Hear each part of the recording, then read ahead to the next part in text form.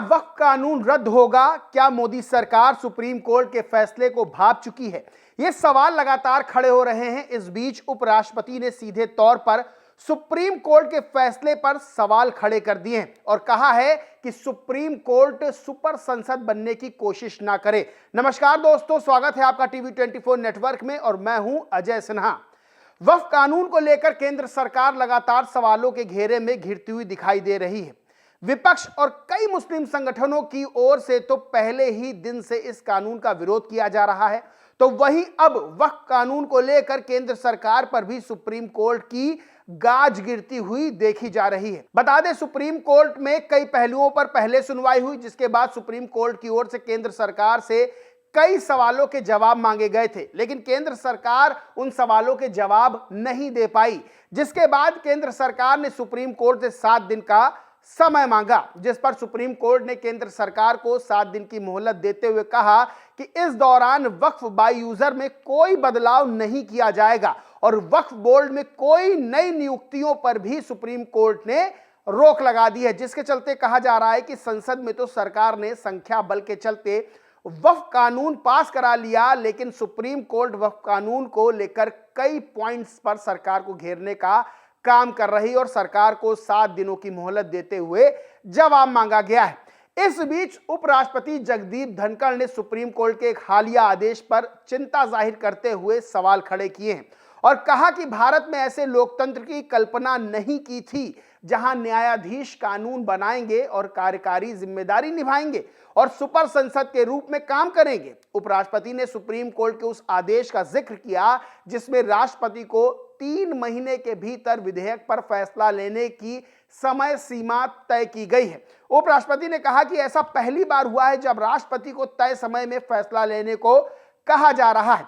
राज्यसभा के प्रशिक्षुओं के एक कार्यक्रम को संबोधित करते हुए उपराष्ट्रपति ने कहा कि एक हालिया फैसले में राष्ट्रपति को निर्देश दिया गया है, हम कहां जा रहे हैं, देश में क्या हो रहा है, हमें इसे लेकर बेहद संवेदनशील होने की जरूरत है।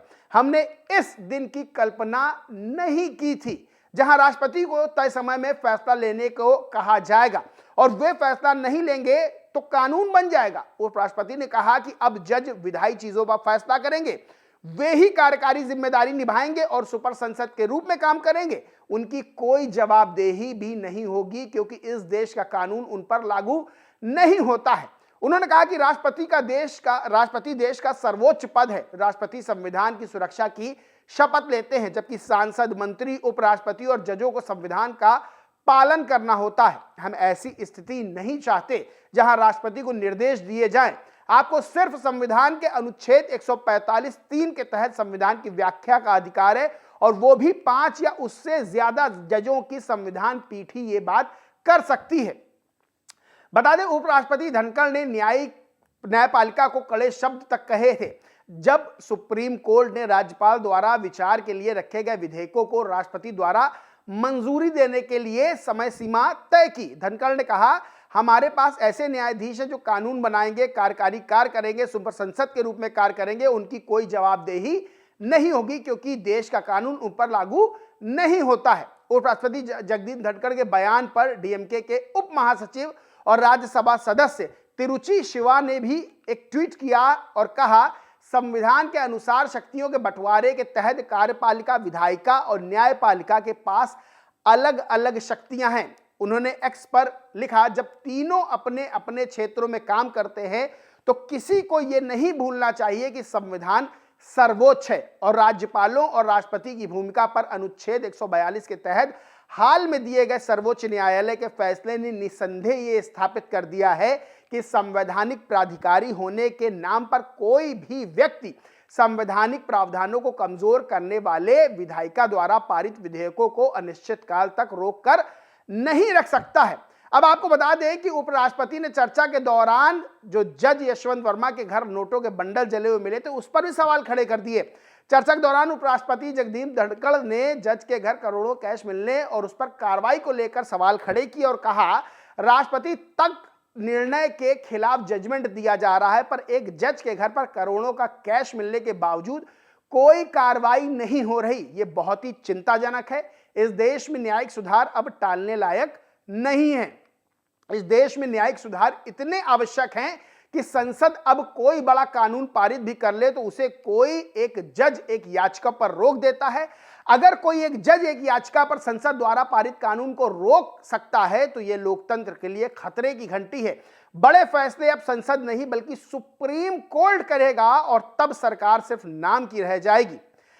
हाल ही में आपको बता दें, दिल्ली हाईकोर्ट के जज यशवंत वर्मा के घर बड़ी मात्रा में नकदी बरामद हुई थी, जिसके बाद भ्रष्टाचार के आरोप लगे, लेकिन अब तक इस मामले में कोई ठोस कार्रवाई नहीं हुई। उनका ट्रांसफर इलाहाबाद हाईकोर्ट कर दिया गया, जिसको लेकर तमाम तरह के सवाल और प्रदर्शन भी हुआ था। अब सुप्रिया श्रीनेत कांग्रेस की प्रवक्ता हैं, उन्होंने उपराष्ट्रपति के बयान पर क्या जो है रिएक्ट किया है वो भी मैं आपको बताता हूं। सुप्रिया श्रीनेत ने ट्वीट किया, बाइट दी थी और उसको ट्विटर पर लिखा भी, कहा मैं तो उपराष्ट्रपति के बयान पर टिप्पणी करने में संयम बरतूंगी।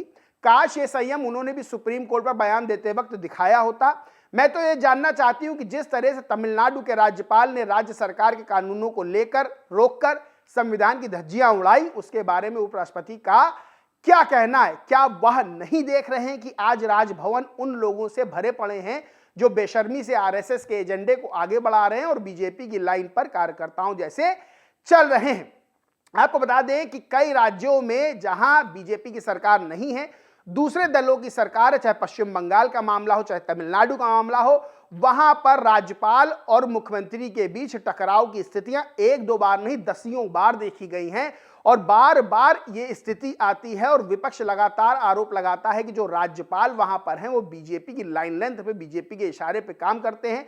इसको लेकर बीजेपी आरोप लगाती है कि विपक्षी सरकारें जो हैं, जो जहां पर राज्यों में सरकारें चाहे पश्चिम बंगाल की चाहे तमिलनाडु की हो, वो कानून के दायरे से बाहर जाकर काम करती। तमाम तरह के आरोप लगते हैं, लेकिन इस बार जो एक मामला वक्फ कानून का सबसे बड़ा मुद्दा देश में है, वो सुप्रीम कोर्ट में जिस तरह से चल रहा है, जिस तरह से सुप्रीम कोर्ट लगातार उस मामले को सुन रहा है और जिस तरह से उपराष्ट्रपति जगदीप धनखड़ ने सुप्रीम कोर्ट पर सवाल खड़े कर दिए हैं, वो कहीं ना कहीं देश में नई बहस छेड़ रहा है। बहरहाल दोस्तों, इस पूरे मामले पर आप क्या सोचते हैं, क्या मानते हैं, कमेंट करके जरूर बताएं।